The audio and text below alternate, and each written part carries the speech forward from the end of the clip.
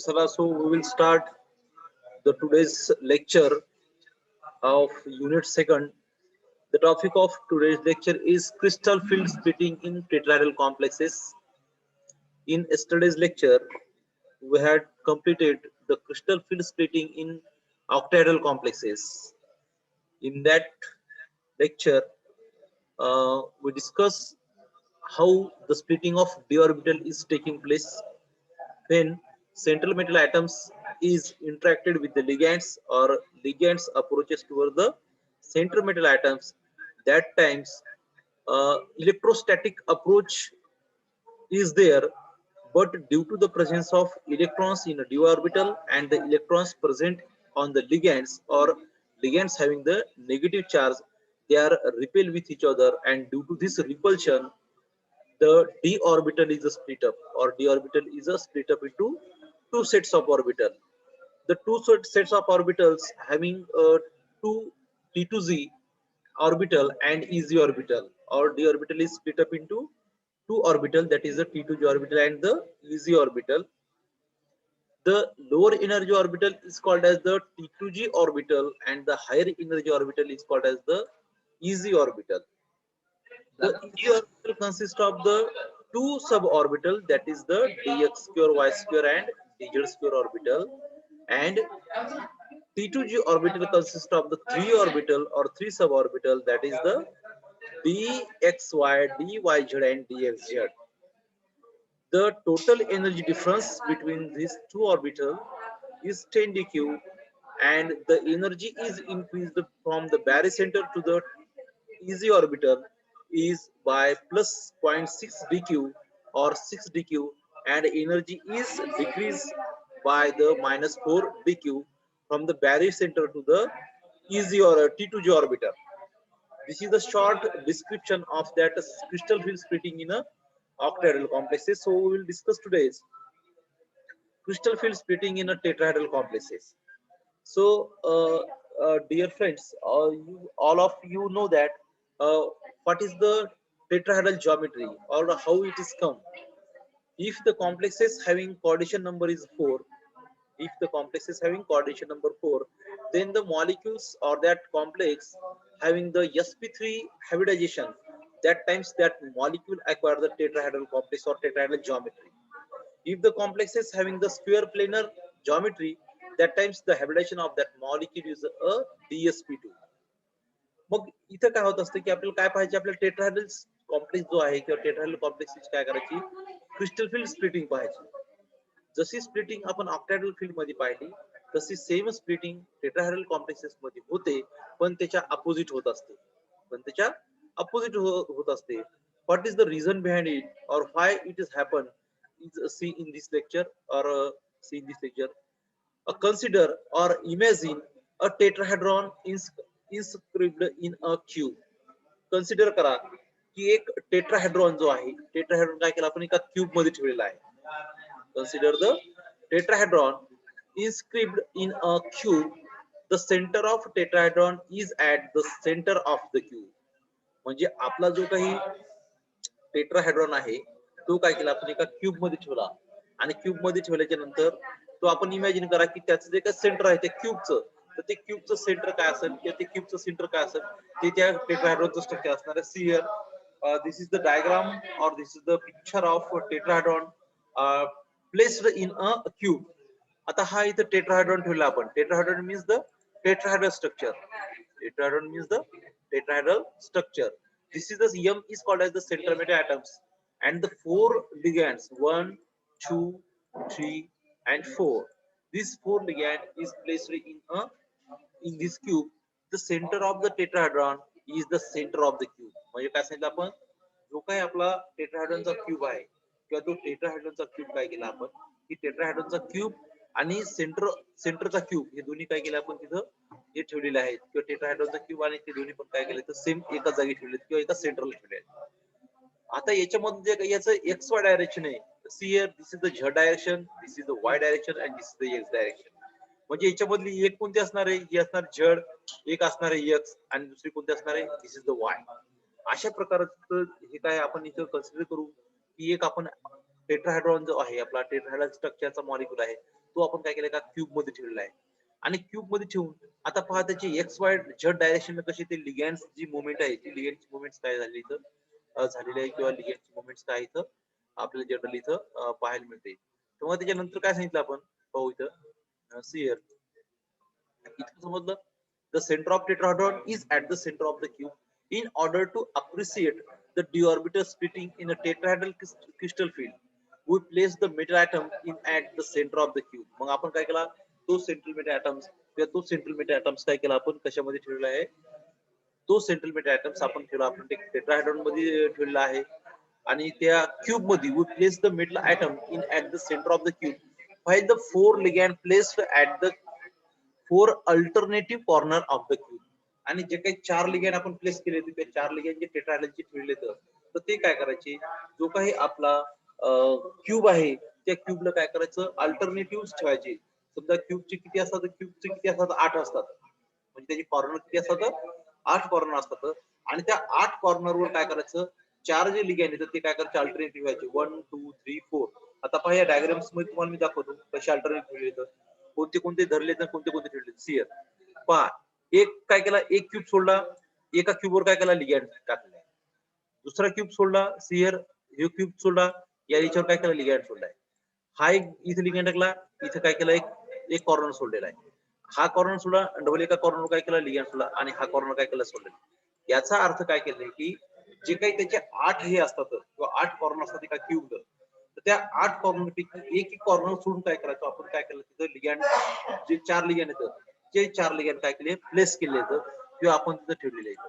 मग आता याच्यानंतर काय सांगितलं किंवा याच्यानंतर काय सांगितलं की कसे होईल ती लिगॅन्डची मुवमेंट्स किंवा लिगॅन्डची मुवमेंट कशी असेल share it may be seen that in a tetrahedral structure आता tetrahedral structure मध्ये none of the four ligand faces any of the 5d orbital आपलं d orbital कुठे ठेवलं आपण d orbital placed in a center of the cube त्या center of the cube मध्ये काय केले d orbital ठेवले आता d orbital कन्सिडर करा की जे काही लिगॅन्ड्स येणार तर एक्स वाय झेड डायरेक्शन येणार लिगॅन्ड तर कोणताच लिगॅन्ड किंवा कोणताच लिगॅन्ड none of the four ligand faces any of the 5d orbital त्या 5d orbital कोणताच ligand हा डायरेक्टली इंटरॅक्ट होत नाही किंवा डायरेक्टली फेस होत नाही फुल face however the lobes of the 2d orbital आता जे काही लोब्स आपले आपण पाहिले होते d orbital चे लोब्स कोणते कोणते असतात आपल्याला माहिती आहे d orbital मध्ये सब ऑर्बिटल किती असतात 5 सब ऑर्बिटल असतात कोणते कोणते असतात ते dxy dyz dxz असतो त्याच्यानंतर dx2 y2 आणि कोणता असतो dz2 ऑर्बिटल असतो right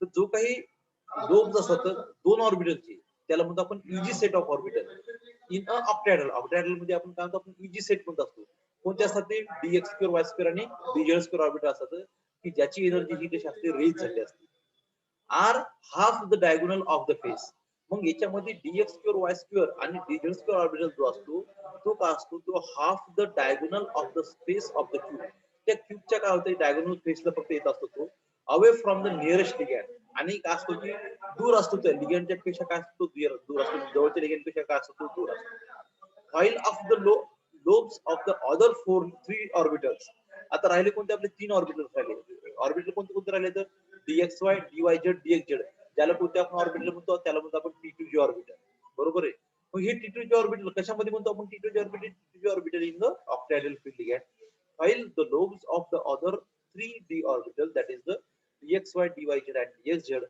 are the half of the edge of the face of the cube आज जो काही क्यूब मध्ये तुला त्याच्यापैकी त्या क्यूब मध्ये काय हे जे तीन ऑर्बिटल येतं हे काय तर त्याचे पण हाफ स्पेस काय तिथे येत असतात म्हणजे dx2 y2 dz2 चे दोन ऑर्बिटलचे हाफ डायगोनल फेसेस त्या क्यूबच्या आणि हाफ फेसेस t2g म्हणजे dxy dyz आणि dxz चे काय त्या क्यूबवर काय हाफ फेसेस म्हणजे दोघांचे पण काय हाफ फेसेस काय येते त्या ऑर्बिटलवर तिथे काय येत असते दस आता काय होते पाहतो thus the d orbital having their lobes oriented in between the axis जर तुम्ही पाहिलं असेल की जे काही 5 d ऑर्बिटल आहेत dxy dyz dxz dx2 y2 आणि dz2 ऑर्बिटल या 5 d ऑर्बिटल पैकी जर ते जे तीन ऑर्बिटल असतात तीन ऑर्बिटल कसे असतात t2g जे तीन ऑर्बिटल असतात dxy dyz आणि dxz dxy dyz dxz या तीन ऑर्बिटलचं जर स्ट्रक्चर पाहिलं असेल आपण तर ते स्ट्रक्चर कसं असतं सेम असतं म्हणजे याच्यामध्ये याचे जे काही लोब्स असतात हे लोब्स काय असतात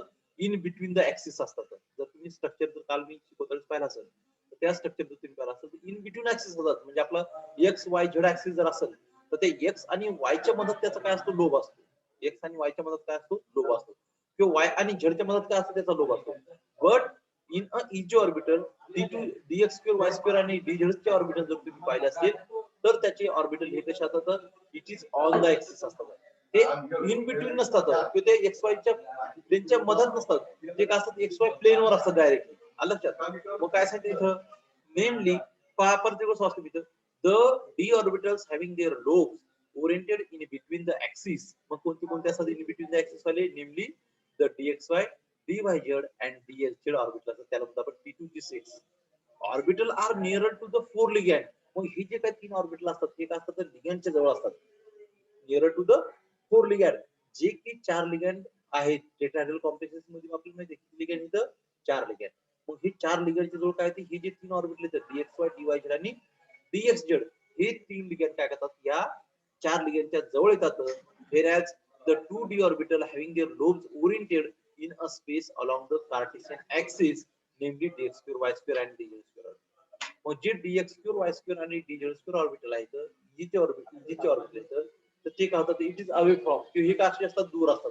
त्या लिगॅन्ड पासून काय असतात दूर असतात किंवा याची जे लोब्स असतात they are oriented in a space. ते काय स्पेस मध्ये ओरिएंटेड असतात. आलं लक्षात. म्हणून ते डायरेक्टली इंटरॅक्ट होत नाहीत. मग इंटरॅक्ट कोण व्हायला फक्त लिगॅन्डच्या जवळ फक्त इंटरॅक्शन कोणाचं व्हायले dxy dyz आणि dxz ऑर्बिटलचं काय व्हायले फक्त तिथं इंटरॅक्शन त्या मॉलिक्युल सोबत व्हायले. आता झाल्याच्या नंतर काय होतंय are always from the four ligand. मग जे तीन लिगॅन्ड आहेत they are directly interacted with the ligand सोबत काय होते इंटरॅक्शन होते. Hence the T2G orbital interact with the ligand orbital greater extent. म्हणून T2G ऑर्बिटल हे काय होते डायरेक्टली और ग्रेटर एक्सटेंट काय होते त्याच्यासोबत इंटरॅक्ट होते कोणासोबत त्या लिगॅन्डच्या ऑर्बिटल सोबत. As the result of this the energy of the former three orbital increases. म्हणून काय होत असते ते डायरेक्टली इंटरॅक्ट झाल्यामुळे ते जे काही तीन लिगॅन्ड आहेत तीन ऑर्बिटल आहेत त्या तीन ऑर्बिटलची एनर्जी काय होत असते वाढती आणि एनर्जी वाढल्यामुळे काय होत असते increase compared to the energy of the latter to orbital. म्हणजे या तीनची एनर्जी काय होत असते वाढत असते आणि जे दोन ऑर्बिटल आहेत dx स्क्वेअर y स्क्वेअर आणि dz स्क्वेअर ऑर्बिटल त्याची एनर्जी काय होती कमी होती. म्हणजे ते काय होतं ऍज इट इज राहतात. ते फॉर एक्झाम्पल रिथ असते तर आपलं dx स्क्वेअर y स्क्वेअर आणि dxy dyz आणि dxz ते ऑर्बिटल काय जातात याची एनर्जी वर जाते आणि हे दोन ऑर्बिटलची एनर्जी काय होती खाली जाते. जे ऑर्बिटल वर गेले त्याला म्हणतो आपण T2Z किंवा त्याला T2G म्हणतो आपण आणि जे खाली येतं त्याला काय म्हणतो E म्हणतो किंवा EZ ऑर्बिटल त्याला जनरली म्हणत असतो. Two orbitals because the electron in the former orbitals will be repelled by the ligands. कारण कशामुळे कारण की जे काही dx स्क्वेअर y स्क्वेअर आणि dz स्क्वेअर चे जे इलेक्ट्रॉन्स असतात ते काय करतात ते रिपेल करतात कोणाला त्या लिगॅन्डच्या ऑर्बिटल किंवा लिगॅन्डच्या इलेक्ट्रॉन्सला रिपेल करतात आणि त्याच्यामुळे त्याची एनर्जी काय होते एकदम कमी होती.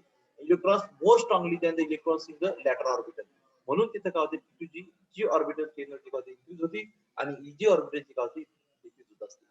जर आता आपण हे तुम्हाला मी डायग्राम्स द्वारे सांगतो इथं EC सुरुवातीला काय असते इन अ टेट्राहेड्रल कॉम्प्लेक्सेस. या टेट्राहेड्रल कॉम्प्लेक्सेस मध्ये इनिशियली ज्यावेळेस कॉम्प्लेक्स असतो किंवा कॉम्प्लेक्स असतो त्यावेळेस काय होत असते तिथं see here this is the degenerate orbital. हे बघा पाच जे ऑर्बिटल येतं हे जे पाच ऑर्बिटल येतं 1 1 2 3 4 5 लक्षात. याला म्हणतो आपण it is called degenerate orbital. Degenerate d orbital. Degenerate d ऑर्बिटलचा काय अर्थ असतो मला कोण सांगते तुमच्यापैकी. काल मी सांगितलं what is the degenerate orbital.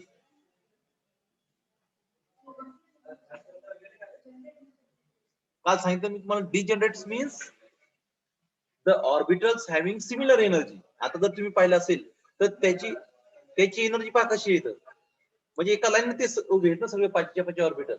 त्याला म्हणतो आपण it is called as the degenerate orbital. Degenerate orbitals means the orbitals having the same energy. सगळ्याच्या ऑर्बिटल मध्ये काय सारखी एनर्जी.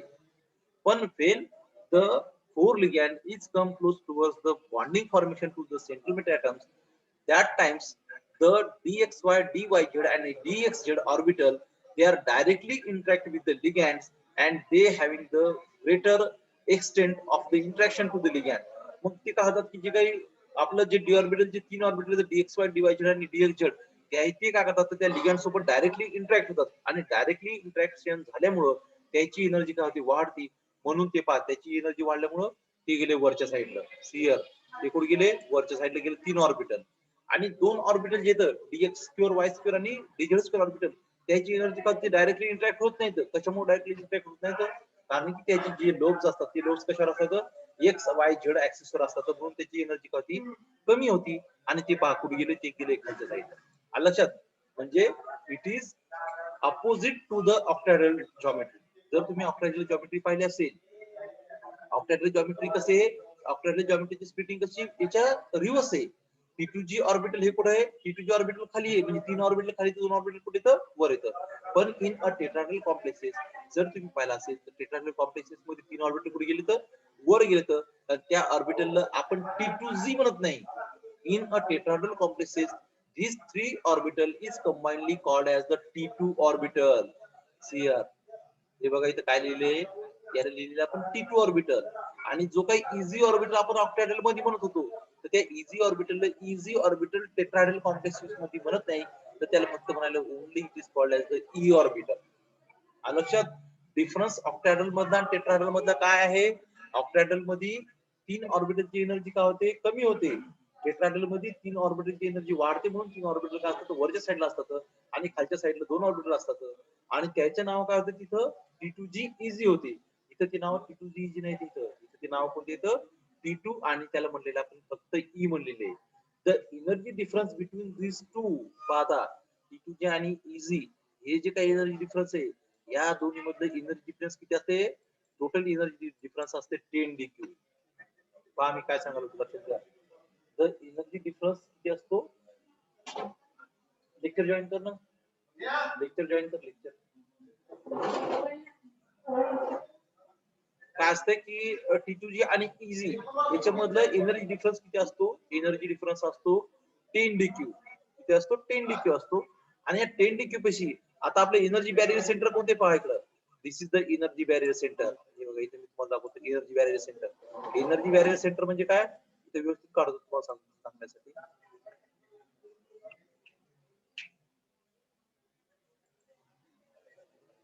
आता हे बघा हे एनर्जी बॅरियर सेंटर किंवा त्याला काय म्हणतो आपण it is called as the energy barrier centre. हे बघा हे जे पुढे कुठे नाही क्लिक करायची याला म्हणतो आपण it is called as energy barrier centre.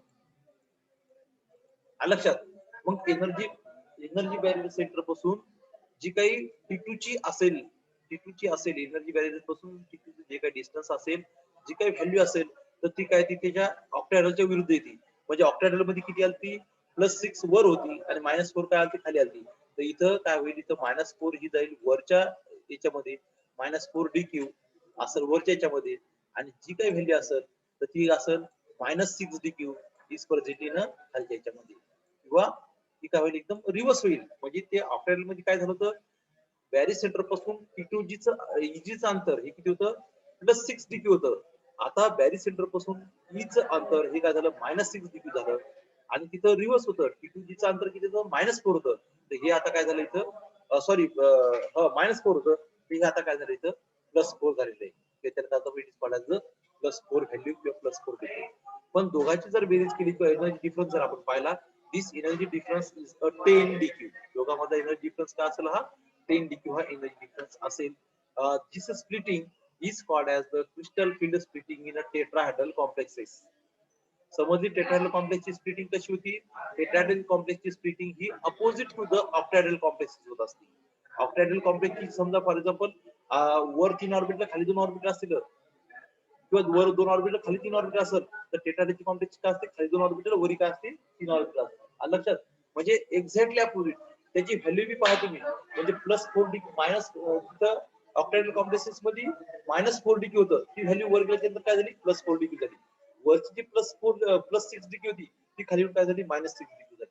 आणि त्याचे नाव पण चेंज झाले. टेट्राहेड्रल कॉम्प्लेक्सेसला आपण dxy dyz आणि dxz ऑर्बिटल कंबाईन म्हणत होतो T2G म्हणत होतो. इथे फक्त T2 म्हणतो आपण त्याला टेट्राहेड्रल कॉम्प्लेक्स. इकडे इझी म्हणत होतो ऑक्टॅहेड्रल मध्ये त्याला मग फक्त म्हणायचं पडायचं e only. This is the basic difference between the tetrahedral complexes and octahedral complexes. अजून याच्यामध्ये काय डीप आहे याच्यामध्ये काय आहे ते आपण इथं पाहू. आय थिंक हे तुम्हाला स्प्लिटिंग इथं समजली असेल किंवा समजलीच असेल त्याच्यात काही विषय नाही. See here repelled.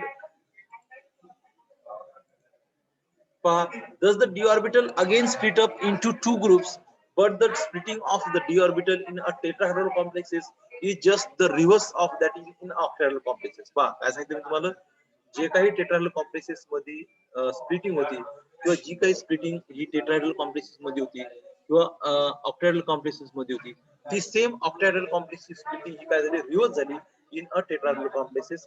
The three orbital designated as e orbital, this is shown in figure. हेच आपण काय केलं, वरच्या फिगर मध्ये काय केलं. The difference in energy between the low energy Eg orbital and the high energy T2 orbital, the tetrahedral complexes is called as the tetrahedral crystal field splitting energy and denoted by the delta T. आपण तिथे काय करत होतो की तिथं आपण delta octahedral किंवा delta ओ न काय करतो एनर्जी ऑर्बिटल शो करत होतो, तर इथं काय करतो आपण, इथं ती एनर्जी काय करतो आपण टेट्राहेड्रल कॉम्प्लेक्सेस काय करत असतो, शो करत असतो किंवा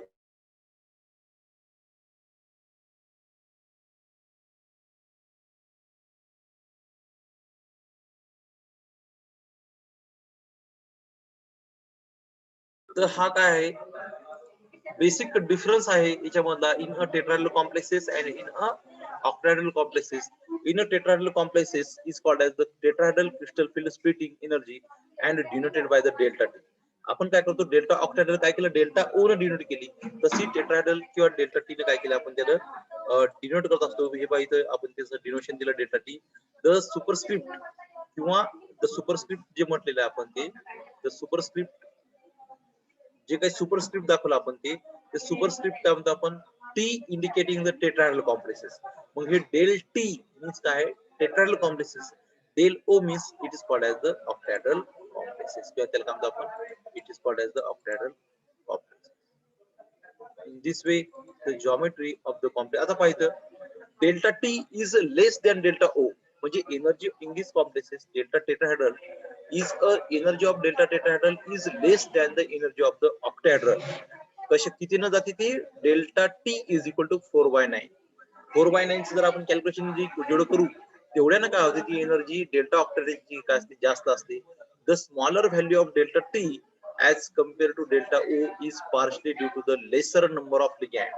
आणि ही जी डेल्टा ऑक्टाहेड्रलची एनर्जी कशी असते, जास्त असते किंवा डेल्टा ऑक्टाहेड्रलची एनर्जी कशी असते, जास्त असते. ते याचं कारण काय सांगितलं आपण, डेल्टा एनर्जी जास्त कशामुळे असते, due to the lesser number of ligand in the tetrahedral complexes. Tetrahedral complexes मध्ये किती लिगॅंड असतात, तर टेट्राहेड्रल कॉम्प्लेक्सेस मध्ये लिगॅंडची संख्या किती असते, किती असते लिगॅंडची संख्या, टेट्राहेड्रल कॉम्प्लेक्सेस मध्ये लिगॅंडची संख्या किती असते, रुचिता,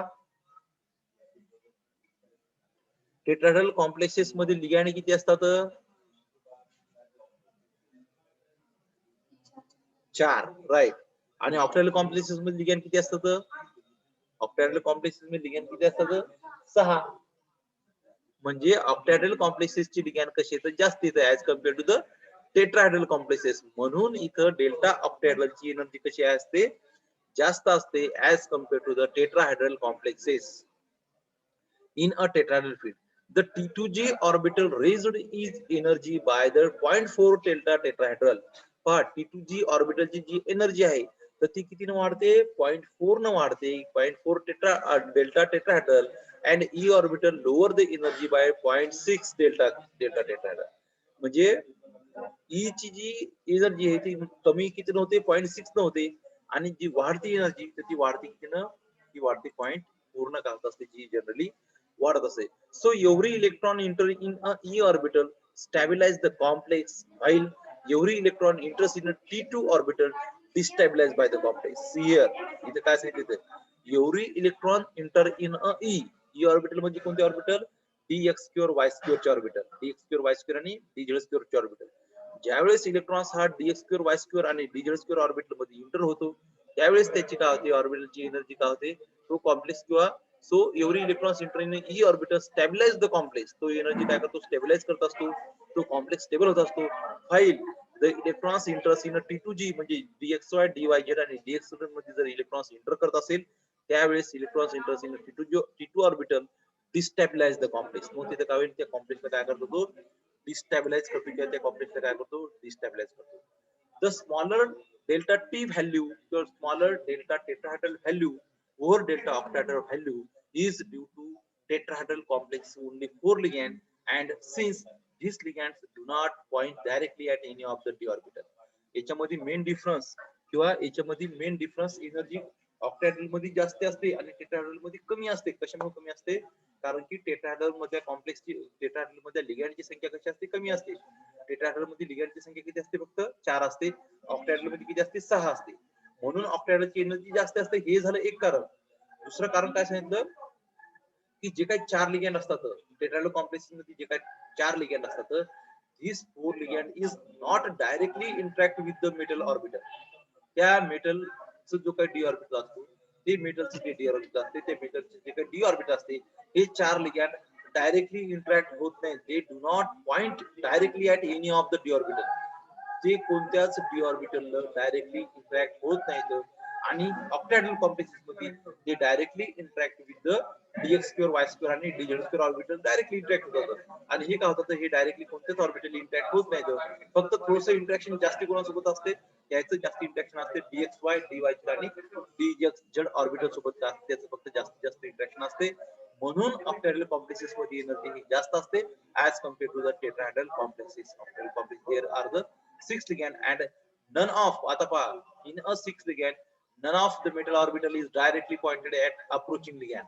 अप्रोचिंग लिगँड सोबत कोणतंच ऑर्बिटल तिथं डायरेक्टली इंटरॅक्ट होत नाही या 4 लिगँड मध्ये. आणि ऑक्टॅहेड्रल कॉम्प्लेक्सेस मध्ये काय होते, तशी तिथं डायरेक्टली इंटरॅक्शन तिथं होत असते.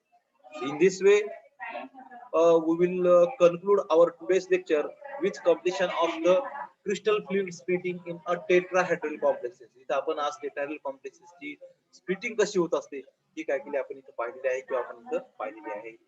तर त्याच्यामध्ये जर का तुम्हाला नाही समजलं तर मला तुम्ही विचारू शकता, याचं कारण असेल किंवा काय असेल तर ते पण विचारा. आणि दुसरी महत्वाची सूचना अशी आहे की थर्ड इयरचे एक्झाम फॉर्म भरण्यास सुरू झालेले आहेत. तरी सर्व विद्यार्थ्यांनी एक्झाम फॉर्म भरावे. इथं यायचं कॉलेजमध्ये येऊन काय करायचं, आपल्याला फक्त लॉग इन आयडी आणि पासवर्ड बोर्डवर लावलेला आहे. तो लॉग इन आयडी आणि पासवर्ड घ्यायचा आणि इथं जवळच जे काही सेंटर असेल आपलं नेट कॅफेचं किंवा नेटचं सेंटर असेल त्याच्याकडे जायचं. तो सगळं फॉर्म भरून देतो. मी आताच मिळालेल्या माहितीनुसार असे काही विद्यार्थ्यांनी आपल्या इथं फॉर्म भरले, तर त्याच्यानुसार सांगतो की तुम्हाला बहुतेक फोर्थ सेमची मार्कशीट लागते, फोटो एक लागते आणि बाकी तुमच्यासोबत मोबाईल असू द्या आणि बाकीचे काय, आणि अकाउंट नंबर सुद्धा लागतो तुम्हाला. बँकेचा अकाउंट नंबर ना, बँकेचा अकाउंट नंबर सुद्धा लागतो. तो सुद्धा काय करतो, तुम्हाला आधार कार्डची झेरॉक्स घेऊन या, एक फोटो घेऊन या, फोर्थ सेमची मार्कशीट घेऊन या आणि रेग्युलर फिफ्थ सेमचा फॉर्म काय करा, लवकरात लवकर भरा. जेणेकरून तुमचा फॉर्म गेला तर तुम्हाला तिथे काही अडचण, आपल्या एक्झाम देण्यासाठी तुम्हाला अडचण येणार नाही. ही सूचना फक्त तुमच्या पुरतीच मर्यादित न ठेवता तुमचे जे काही मित्र मैत्रिणी असलेला व्हॉट्सअप ग्रुप असतील तरी तुम्ही त्या व्हॉट्सअप ग्रुपला शेअर करा. तुमचे जे मित्र बाहेरगावी असतील, त्याचं येऊ शकत नाही तर असं असतील तर त्याचा अकाउंट नंबर घ्या, त्याचं मार्कशीट घ्या आणि तुम्ही पण सुद्धा फॉर्म भरण्यास त्यांना काय करा, मदत करा. किंवा तो तिथून पण फॉर्म भरू शकते, त्याला लॉग इन आयडी पासवर्ड द्या, तो तिथून पण फॉर्म भरेल. पण मग तुम्हाला जे काही फॉर्म भरल्याच्या नंतर जी काही हार्ड प्रिंट आहे त्याची, ती हार्ड प्रिंट आणि त्याच्यावर जेवढी काही फीस लिहिली असेल तेवढी फीस आणि ती हार्ड प्रिंट महाग गेल्या ऑफिस मध्ये काय करायची, तुम्हाला जमा करायची आहे. अशा सूचनेनुसार आपण आजचं काय करतो, लेक्चर संपवतो आपण. किंवा तुम्हाला जर काही अडचणी असतील तर तुम्ही काय करू शकता, मला विचारू शकता. सो आज द क्वेश्चन, जर कोणाचे काही क्वेश्चन असतील तुम्ही विचारा. मोहन सोळंके, मोहिनी नरवाडे, पायल शर्मा, सावरी मारोटे, साक्षी पारिक, पायल, मोहन सोळंके आहे का ऑनलाईन?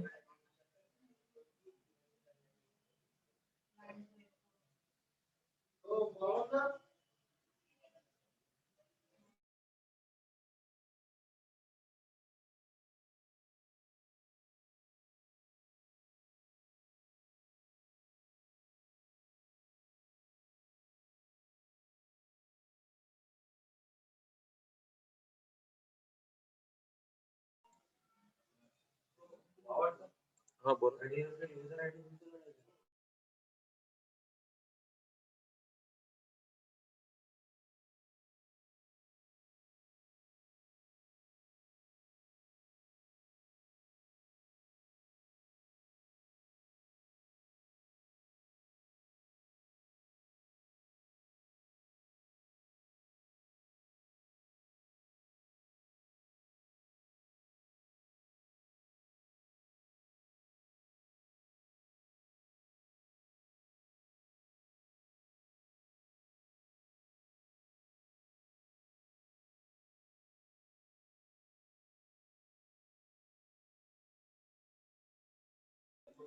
अरे मोहन, पायल, आज आले नाही तुम्ही फॉर्म भरायला? सावरी मारुटे, वैभव सानप आलेला आहे आज. वगैरे फॉर्म भरले. ठीक आहे, तर मग आजचं लेक्चर आपण इथंच संपू, मीटिंग एंड करतो. Thank you for here my lecture.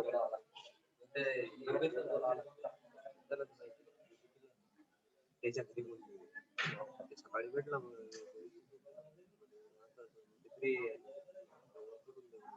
आता मला वाटलं सारखं भरून टाका. हो, चालतंय. झालं सर.